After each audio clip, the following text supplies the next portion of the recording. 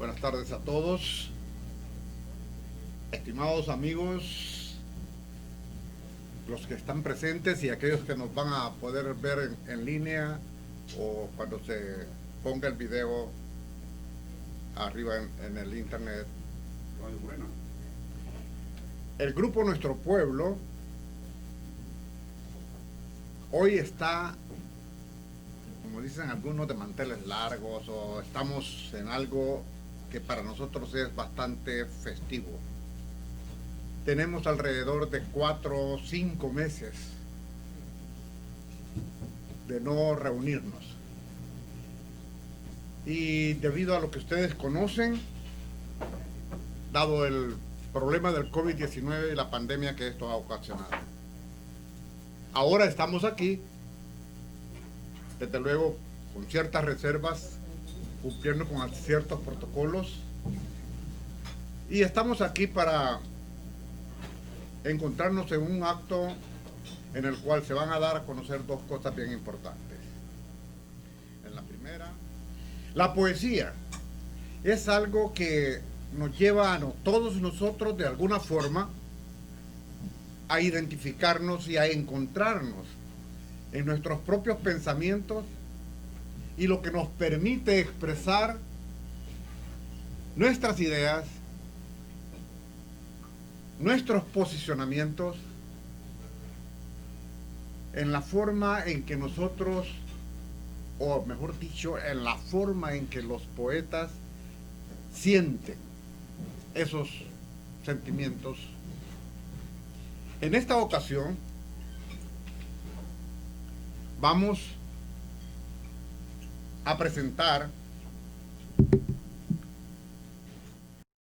a una persona que va a venir acá al frente a disertar sobre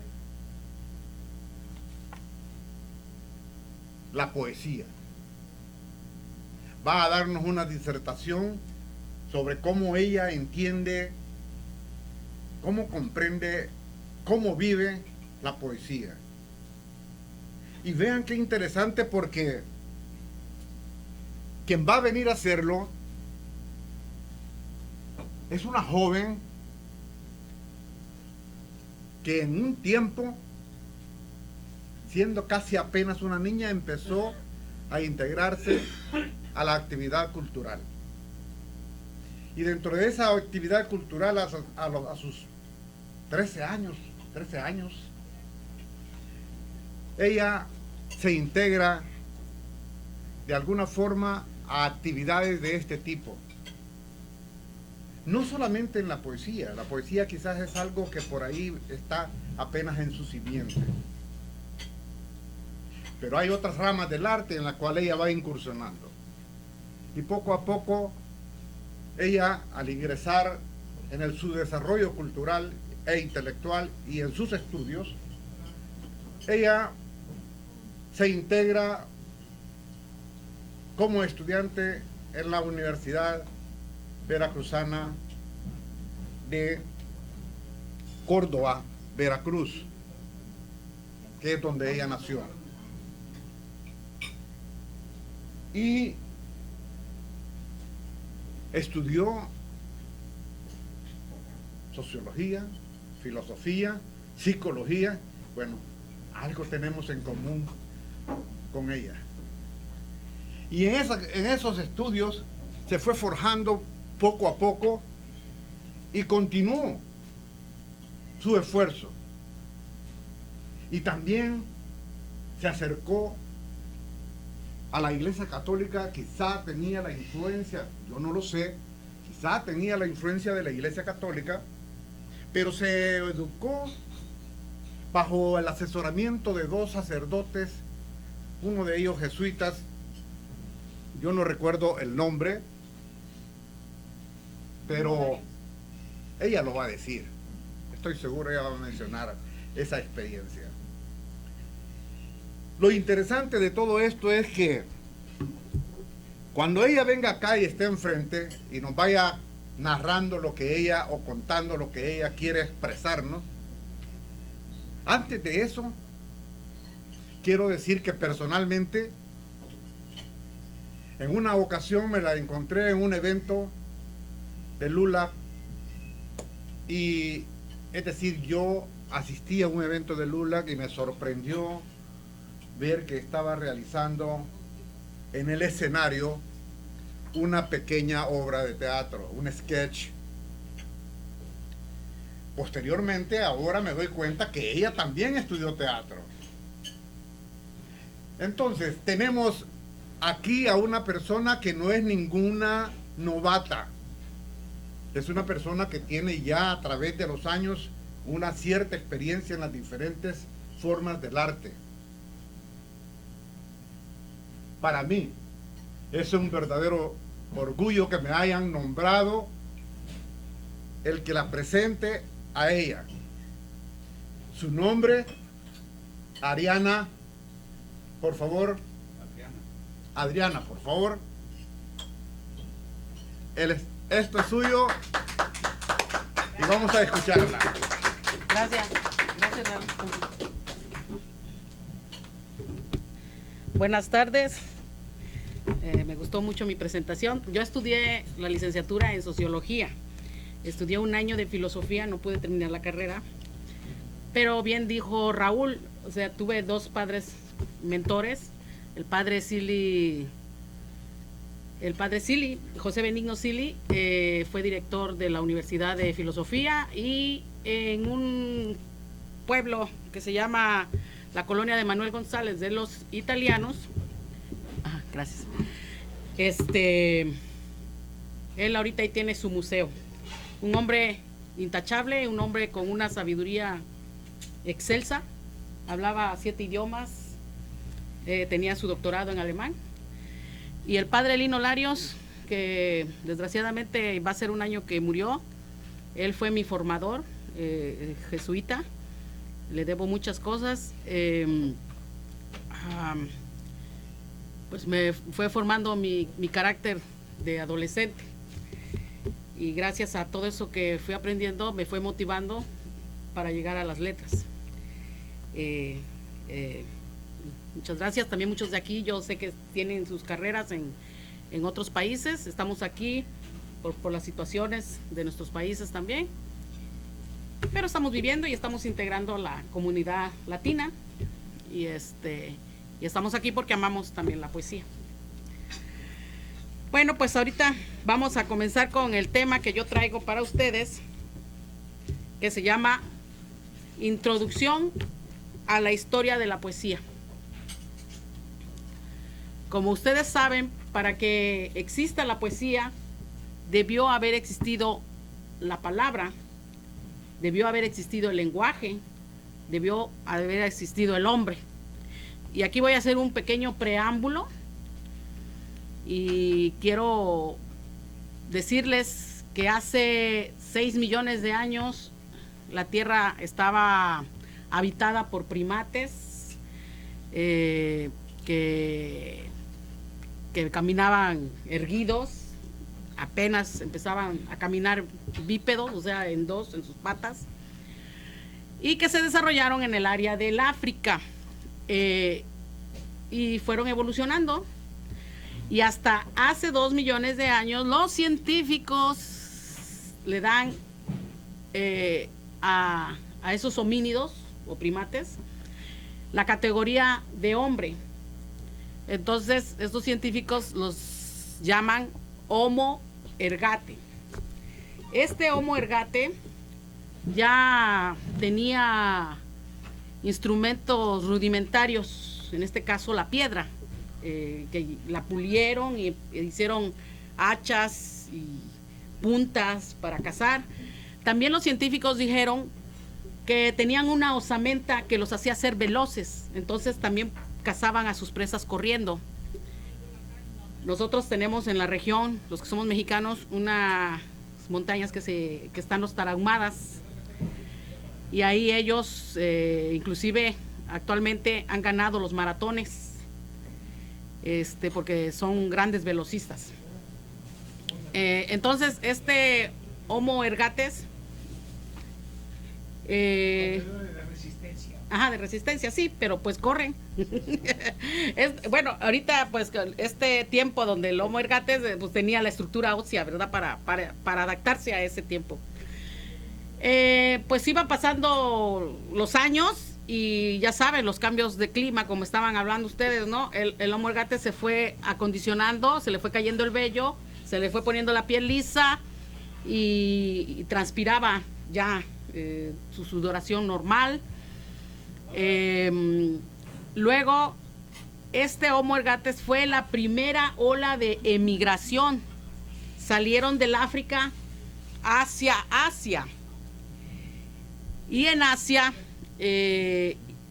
unos quedaron en la parte de Turquía y el otro poco se fue hacia Europa. Fueron evolucionando y llegaron a ser el Homo erectus. Este Homo erectus era grande, fuerte, que vivía en el Asia. Luego se acercó hacia Europa y se integró a otras humanos que ya estaban ahí, que eran los neandertales y el Homo sapiens. Y empiezan a convivir, no se llevaba muy bien. Hay científicos que dicen que los neandertales se hibridaron con los Homo sapiens. Bueno, pues ahí estaban conviviendo y hace 30,000 años desaparece el Homo erectus y el neandertal, pues por las heladas que habían, no pudieron acumular más comida y pues murieron de hambre, se extinguieron. Hay que acordarse que este Homo erectus que se había desarrollado en el área de Asia, tuvo una descendencia que sobrevivió un poco más, y estos eran los Homo hobbies o el hombre de las flores, así lo pueden encontrar en los estudios. Pero ellos hace 12,000 años se extinguieron también. Entonces, Neandertal y el Homo erectus hace 30,000 años se extinguieron de la faz de la Tierra, y el Homo sapiens sobrevivió gracias a que ya empezaba a dominar la compleja cuestión del pensamiento con el lenguaje. Entonces tenía más cuestiones a su favor porque ya se podía comunicar entre ellos mismos. Los otros no se podían comunicar. Los otros hacían sonidos guturales o sonidos onomatopéyicos que era lo único que podían hacer. El hombre del Neandertal ya dominaba un lenguaje, el lenguaje primario que se nos enseña en la escuela, que es el pictográfico. Podemos ver que en las cavernas de Lascaux y Chauvet en Francia hay pinturas rupestres que estos neandertales pintaban. Pintaban toros, pintaban el fuego, pintaban ellos mismos, como vicisitudes de su tiempo. Eran dibujos que ahora existen y lo pueden buscar en el internet, así se llaman las cuevas de Francia, y ahí les van a enseñar las pinturas rupestres. Ahora yo les pregunto, ¿existen todavía esos sonidos onomatopeyos y cuáles serían? Levante la mano el que quiera contestar.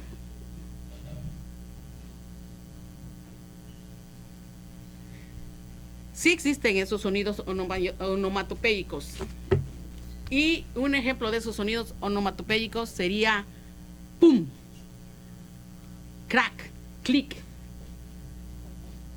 mu, como la vaca, wow, como el perro.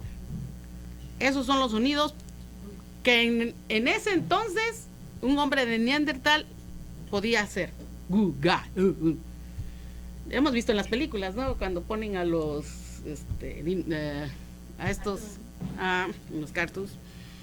Entonces, existen esos sonidos todavía. Y ahora más creo los agarramos porque ahora nos los venden en stickers, ¿no? Y ponen el puño así, dice pum, y cosas de esas, ¿no? Como aquello todavía sigue resultando en la actualidad. Bueno, entonces el ser humano siguió evolucionando porque era un ser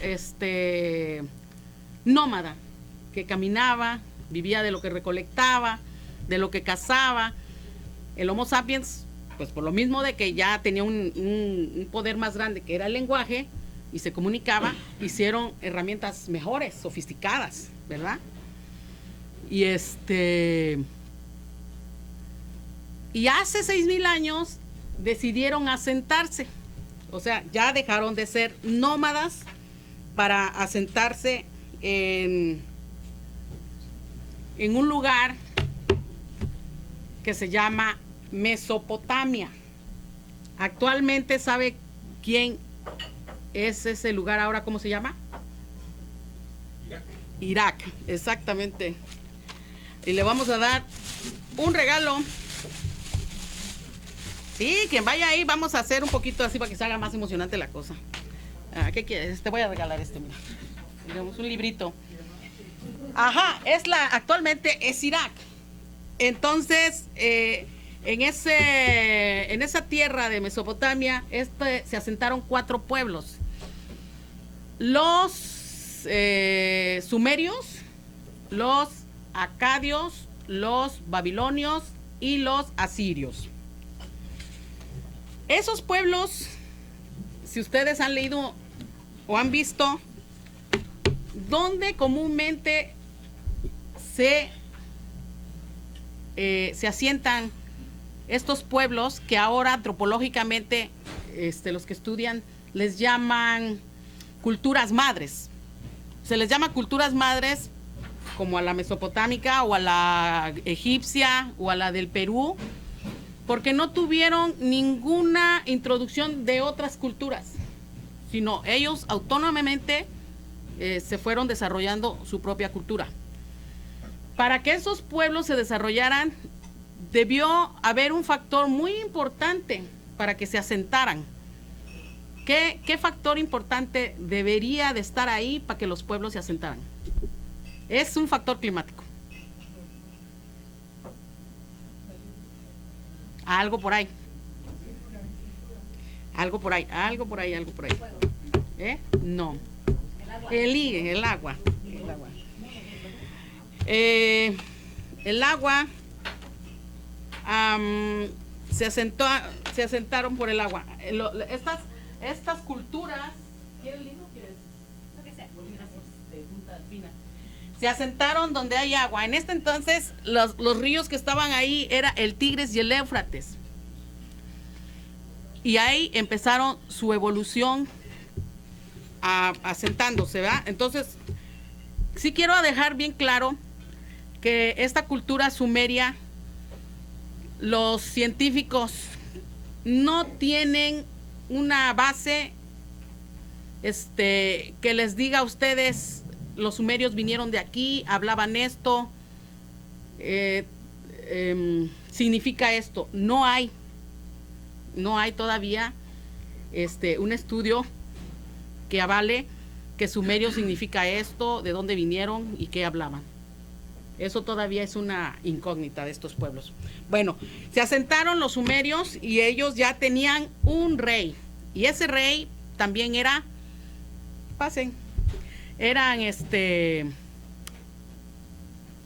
su sacerdote. Vamos a tantito esperar porque están llegando gente. Gracias. Pase, señor Mario. Si se recorren un poco.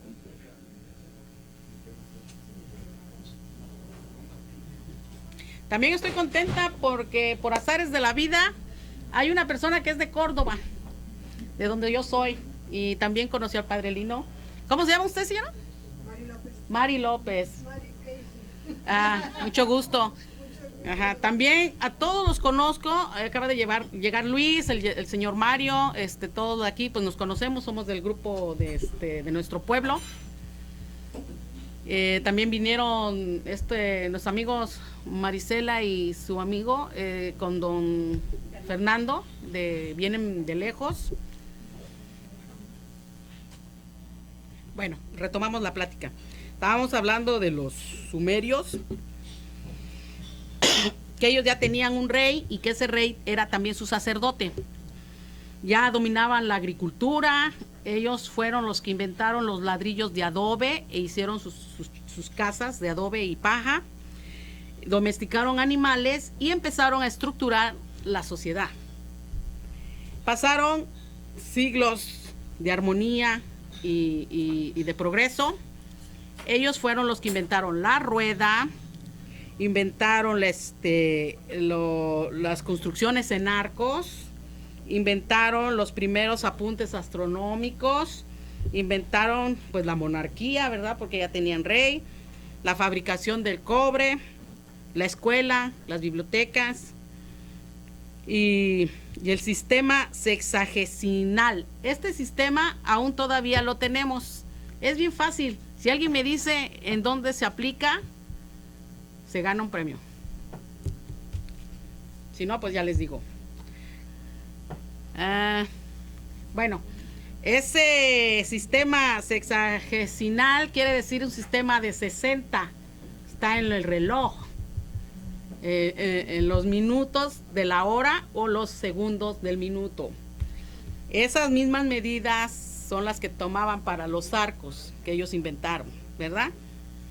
Después las van a ocupar en el medievo, porque se hacían las catedrales con los arcos, ¿verdad? Bueno, entonces hay algo bien importante que los sumerios inventaron. Creo que es lo más importante y lo más importante para todos los que estamos aquí reunidos. Fue la escritura. La escritura cuneiforme. Es una escritura que son en pedazos de tablillas de arcilla. Y ahí ponían logogramas o ideogramas en forma de cuña, ¿verdad? Les digo logogramas o ideogramas porque se podían solamente leer como simbología. No podías tener una forma abstracta.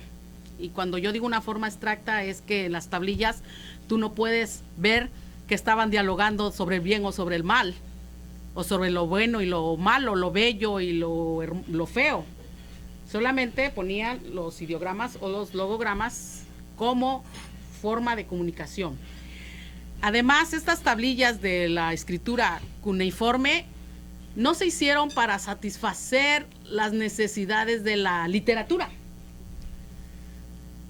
Se crearon para las transacciones comerciales, para saber cuánto hay en su bodega, ¿verdad? De las cosechas, para saber cuánto debían o cuánto faltaba para pagar y todo esto. No fue un deseo de literatura, esta escritura. Ahora, el lenguaje oral, siempre se nos ha dicho, inclusive en el tiempo de la Revolución, que todavía no llegaban las imprentas a ser un fuerte en México. Claro que la imprenta ya se había inventado, ¿no? Que para los mexicanos, y a lo mejor alguno que no es de México, pero lo sabe porque ha leído, ¿cómo se llevaban las noticias del sur al norte? No. Algo como mensajero, pero es algo bien importante. ¿Eh? ¿Eran mensajeros que llevaban? No. No. Estoy hablando del oral, no lo escrito, porque como no había escrito, era oral. Eran los corridos cantados. No, por eso le estoy diciendo, eran los corridos. O sea, tú te fuiste muy lejos, los heraldos y todo eso, no. Estoy hablando de la época de la Revolución, porque así llegaban las noticias, porque no podían todavía darse el lujo, o sea, de mandarlos por avión, porque no había ni tren. Entonces llegaba cantado, ¿ah? Entonces, ¿por qué le estoy diciendo eso? Bueno, porque en esos pueblos se transmitía toda la herencia cultural a través de lo que iban platicando. Es un painali. Sí, claro, pero los cantos está bien porque se va llegando con la guitarra y se van extendiendo por por adentro de los pueblos, todo esto. Estos eran los heraldos, nada más llevaban específicamente el mensaje a quien correspondía. ¿Ok? Pero sí, muchas gracias. Y también, si yo hubiera preguntado así, tenías razón. Bueno, entonces, se iba pasando la herencia oral. Pero ¿qué pasa cuando es una cuestión oral? Se le quita, se le suma y parece como el teléfono descompuesto, ¿verdad? Fíjate que él me dijo que la muchacha tuvo 2 hijos, te lo cuenta a ti, tú ya dices, no, que fíjate que tuvo 2 cuates y todavía una niña, y lo van desvirtuando, lo van desacreditando, aunque el mensaje más o menos sería el mismo, pero ya sería perdido. Entonces, ¿qué es lo que logra la escritura? A pesar de que la escritura está subordinada al lenguaje, ¿qué le da la escritura al lenguaje oral? Le da la perpetuidad. Y, como dicen ahora, papelito habla. Me podrás contar todo lo que dijeron allá, pero acá está sentado. Eso fue lo que nos ganó la escritura. Por eso ahora sabemos de la historia de antes de Cristo, sabemos de la historia de la Reforma, del medievo. ¿Por qué? Porque están escritos. Vas y es lo mismo como está. Y si te lo vinieran a contar, pues ya te lo trajeran con 2, 3 cosas de añadidura, o se les olvidaría otras 2, 3 cosas. Entonces, por eso es bien importante la escritura. Entonces, la escritura nace, ¿verdad?, por la necesidad de una cuestión comercial. Habíamos dicho que en la escritura se utilizaban los logogramas y los ideogramas. Los ideogramas es un concepto de idea. ¿Alguien me puede dar un ejemplo de los ideogramas en hoy día? Un logotipo, pero ya te dirá, vamos a dejarle a los demás. Ya. Es un logotipo, pero es un concepto que tú ya, como lo han venido dibujando, pues ya sabes, ¿verdad? Si aquí pusiera un círculo atravesado. Nuestro pueblo, logotipo. Ajá, pero no necesitaría, combinado, exactamente.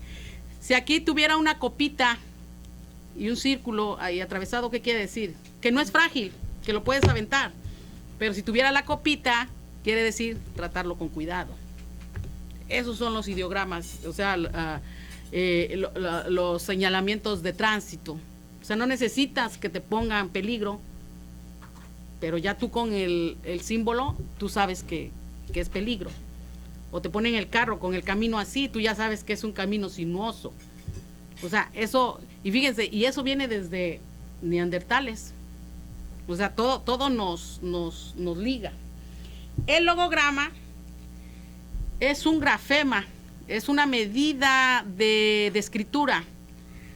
Por lo regular es usado en los grafemas de la escritura china, los símbolos chinos, o los hiragana, que son los símbolos japoneses, o si lo quieren ver en el español, son las palabras que son indivisibles, como que, o sea, la Q, la U, la E, que, no lo puedes dividir. Pasta, hasta, no lo puedes dividir. Entonces esos serían logogramas, pero yo no me voy a meter ahí porque son muchas reglas, ¿verdad?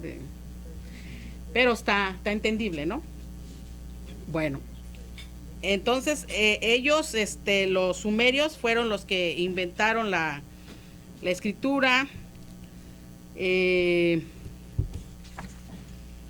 Los sumerios, pasaron siglos en paz y en progreso, como les había dicho, hasta en el 2350 a.C., que los llegaron a invadir, y fueron los acadios, el otro pueblo. Los invadieron, se fusionaron, se integraron y se asentaron en las ciudades más importantes de Sumeria, que sería la Ur, que sería la capital. Alguien nació en Ur. Si alguien me dice quién nació en Ur, yo le doy un libro. Abraham. Pero ya le dio, ya le di. Abraham, sí, yo iba a decir. Ajá. Abraham. Viene del pueblo De Ur, ajá. Ujú. de los caldeos. Ajá. Está Uruk, Nippur y Lagash, fueron los pueblos que invadieron los acadios. Bueno, ahora vamos a hablar de los acadios. Los acadios, los sumerios vivieron en el sur y los acadios vivieron en el norte. Ellos eran un pueblo semita y que invadió toda la Mesopotamia con su rey Sargón.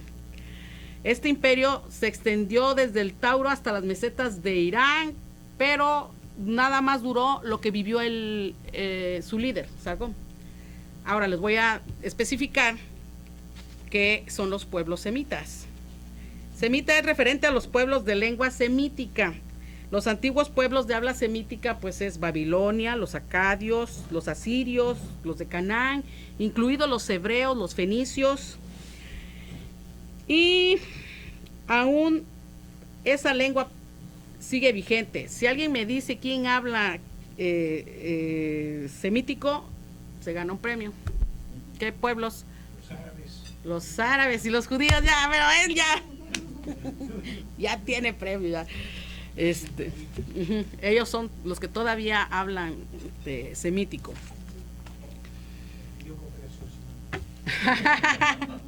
¿Quieres hablar, Jorge, para que ganen más libros? No, o sea, los libros van a salir, no crean que no.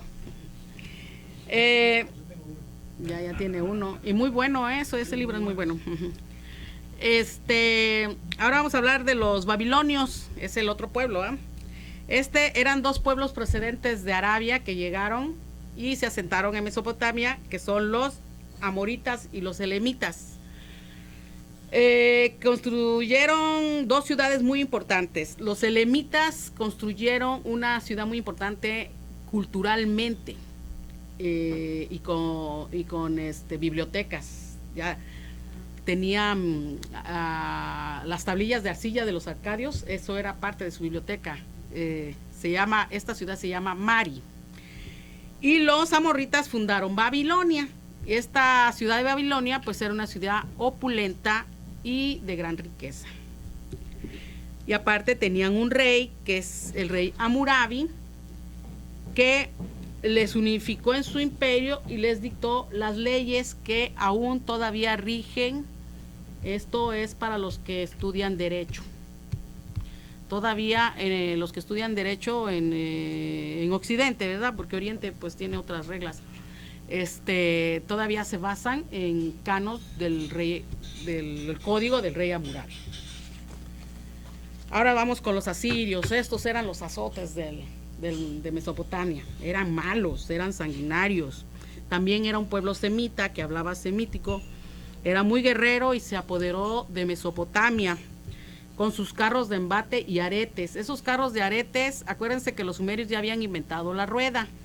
Entonces esos carros, aretes son estos que les montan el tronco y como 20 o 50 hombres se corrían para tirar la puerta con el palo grande para poder entrar a las ciudades, porque si se acuerdan, las ciudades eran construidas y las protegían con bardas, bardeadas exactamente.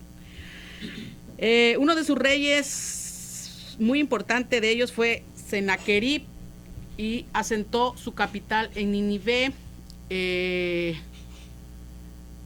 le dio matar y le dieron a los babilonios, a los de Babilonia, y todavía quiso ir a conquistar Jerusalén, pero pues ya no llegó ahí. Saqueó a Babilonia, se extendió su reinado, pero con la misma se extinguió porque no podía abarcar todo, ¿verdad? Entonces los babilonios con los medos, muchos años después, arrasaron con los asirios y Babilonia volvió a su esplendor con el rey Nabucodonosor II.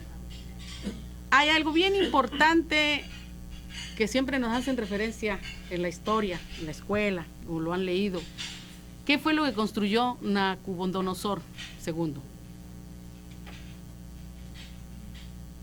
Algo bien importante que en la escuela nos los enseñan. Inclusive, ¿eh? Sí, es de Babilonia, pero algo, los jardines de Babilonia. Los jardines colgantes de Babilonia. Eso fue lo que muchas veces nos acordamos de Nabucodonosor II. Ok, y luego, en el 539 a.C., pues Babilonia vuelve a caer en manos del rey Ciro de Persia. De Persia, ahí caen los babilonios otra vez. Ahora vamos a la parte importante. El primer poema escrito en las tablillas de arcilla, en la escritura cuneiforme, y que ya habíamos dicho que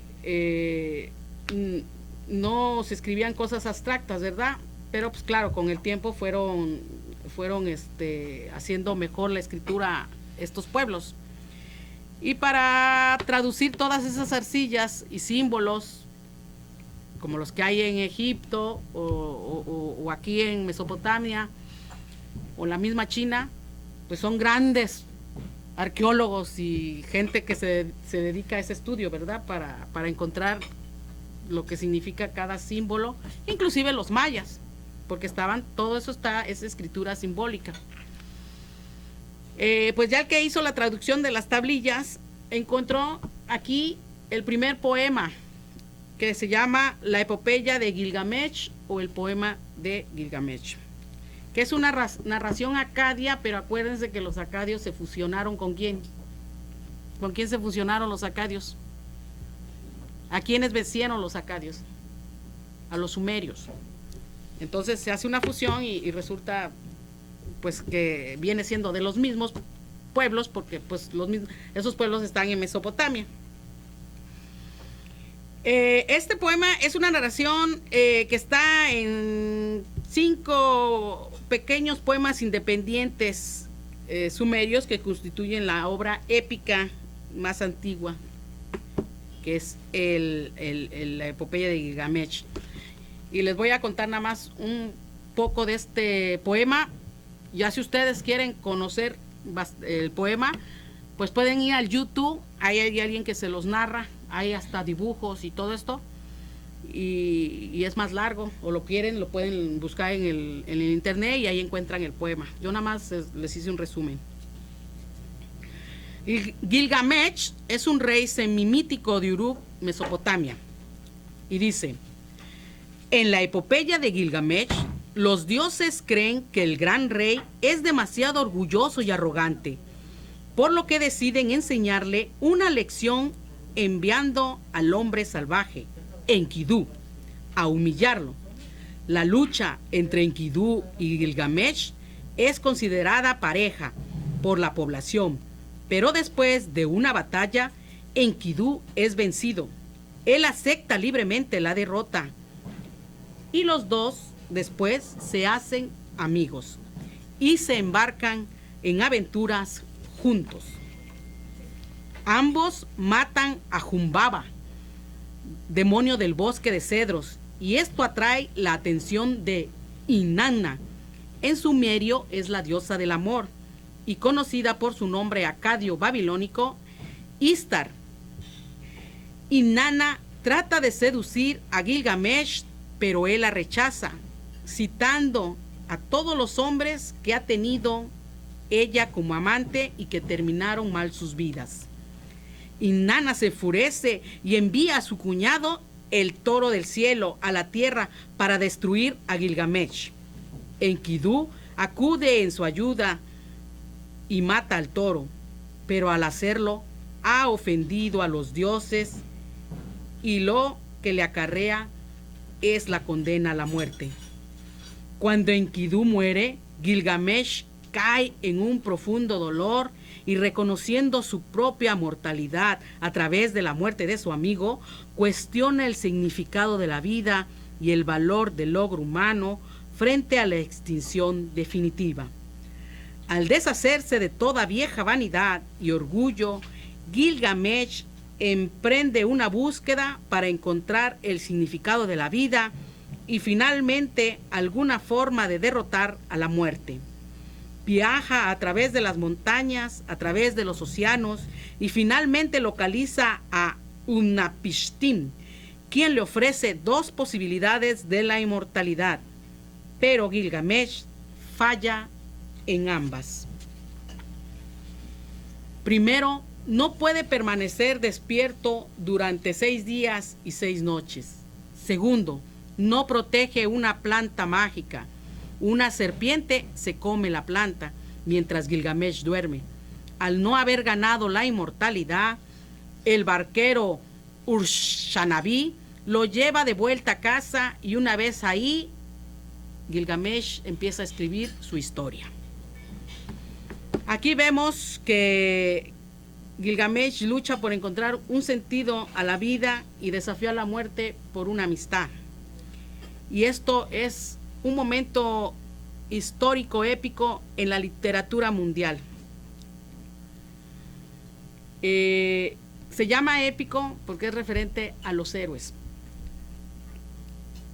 También se dice que el poema de Gilgamesh es anónimo porque no se sabe si existió o no existió Gilgamesh. Pero pues el poema ahí está.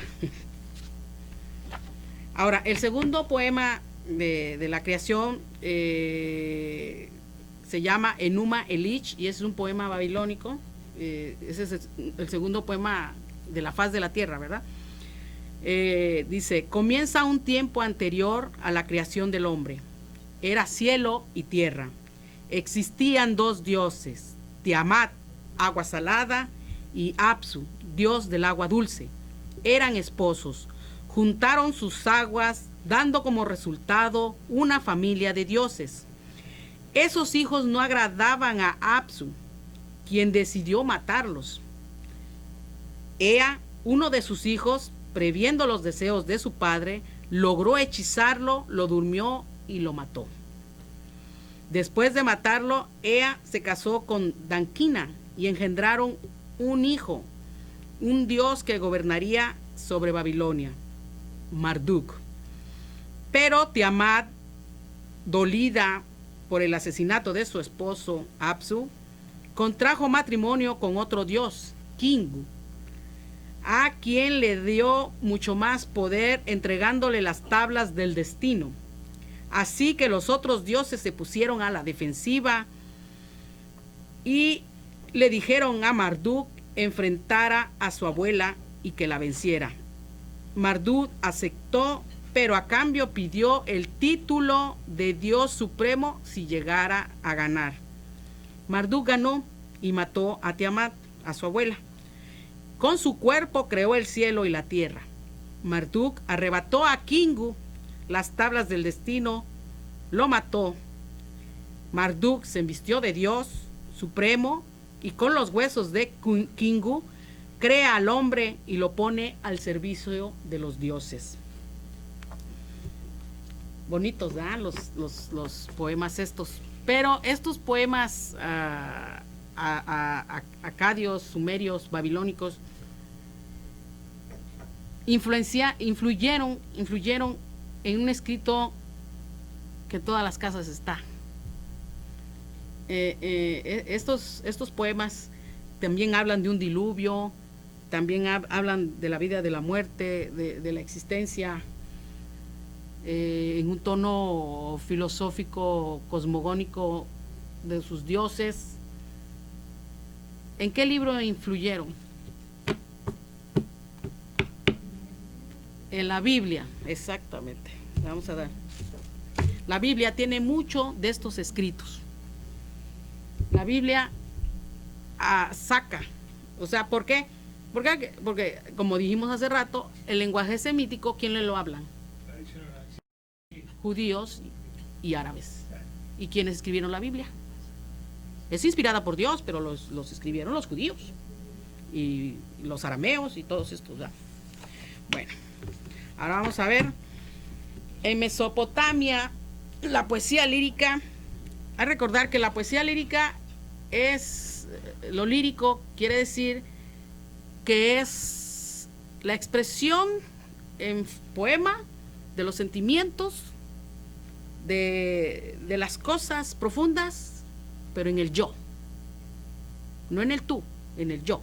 Esos poemas salen de yo, o sea, eres tú quien está expresando tus sentimientos, tus arrebatos, tus pasiones. Esa es la lírica.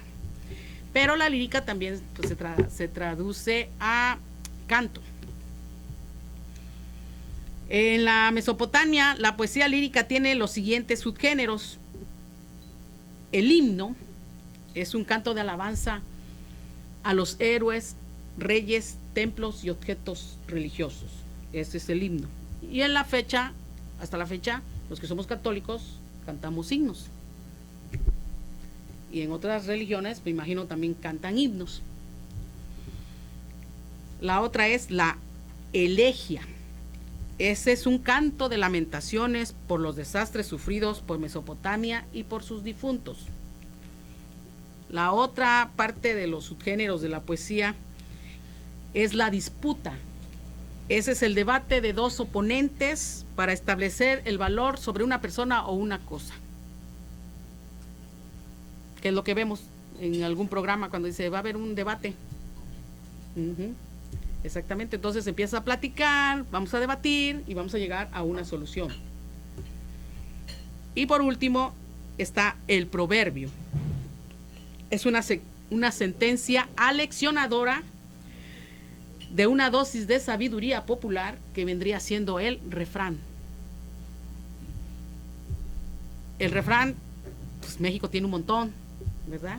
Cría fama y échate a dormir. Haz bien sin mirar a quién. Hay que recordar que hay muchos refranes, bueno, les llamamos refranes, pero en la Biblia se llaman proverbios, sabiduría, eclesiastes, ¿verdad? Entonces, eso es lo que nos da una lección de vida, como no por tanto madrugar, amanece más temprano, ¿verdad? Entonces son todos esos dichos, y esos dichos son sabios, son del pueblo. Malanda, malacaba, exactamente. Bueno, con esto terminamos la primera parte de la introducción de la poesía, cómo fueron los primeros poemas. Me gustaría compartir algo que encontré. ¿Dónde está? Ok. Porque aquí que estamos las mujeres, pues vamos hubo una mujer en el tiempo de Mesopotamia que se llamaba Enheduanna. Ajá. Y ella hacía sus poemas basados en su temática religiosa. Y esos los escribían en las tablillas, en la escritura cuneiforme. Y le escribía a la diosa Nanar y a su templo en Ur, y le dedicaba himnos a esa diosa, a la diosa Inanna, a la que vimos que Canijilla, ¿verdad?, que quería enamorar a Gilgamesh, y era la protectora de la dinastía Akkad. Entonces aquí dice el escritor Eduardo Galeano, quien le dedicó unas palabras a la pionera, la mujer de la novela y de la poesía. O sea, tenemos que sentirnos orgullosas porque de los que empezaron a escribir poesía fue una mujer que se llama Enheduanna. Eduardo en su libro de Los hijos de los días dice: Enheduanna vivió en un reino donde se inventó la escritura, ahora llamado Irak, y ella fue la primera escritora, la primera mujer que firmó sus palabras y fue también la primera mujer que dictó leyes. Fue astrónoma, sabia en las estrellas y sufrió la pena del exilio.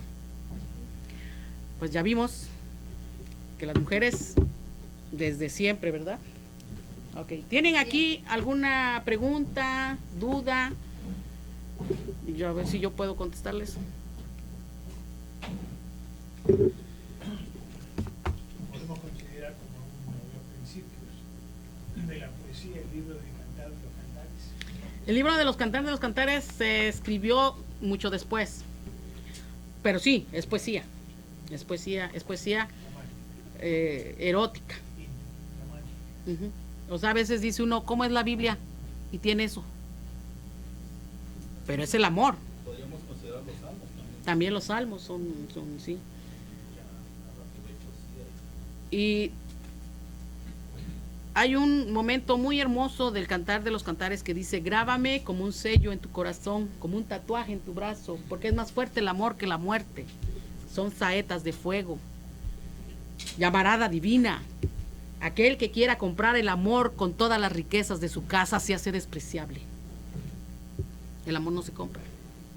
Y ya lo decía la Biblia. Entonces, vamos a pasar a Grecia, ¿verdad? Los poemas de Grecia. Ya es poquito, pero vamos a hacer sustanciable. Teníamos que ver todo esto de los pueblos, porque si no, no vamos a entender cómo se llegaron a los poemas. Bueno, Grecia es una civilización helénica de la antigüedad. Se extendió por la península balcánica, por el mar Egeo y de las costas de la península Anatolia, que es la actual Turquía. Podríamos decir que Grecia está entre el Mediterráneo Oriente y Turquía, y constituye la llamada Helade. La civilización es helénica. Cuando ustedes dicen, oigan, es que es helénico, eso quiere decir que es griego. Helénico o griego es lo mismo. Y tienen su origen en las culturas cretense y micénica. Cretense, pues por la isla de Creta, ¿verdad? Y micénica es porque esa fue una civilización que se asentó en esas tierras de Grecia hace más de 1600 años antes de Cristo, en la edad del bronce. Influyó en los griegos. Yo sé que aquí hay gente que fue a Grecia, ¿verdad? Pero voy a dejar claro, el que ganó regalo ya no va a ganar regalo, ¿va? ¿Cuántas islas tiene Grecia? 5. ¡No! Oh my God. No.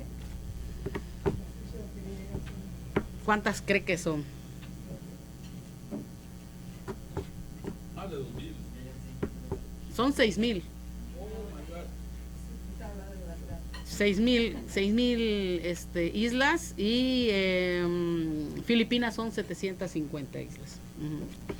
Bueno, Filipinas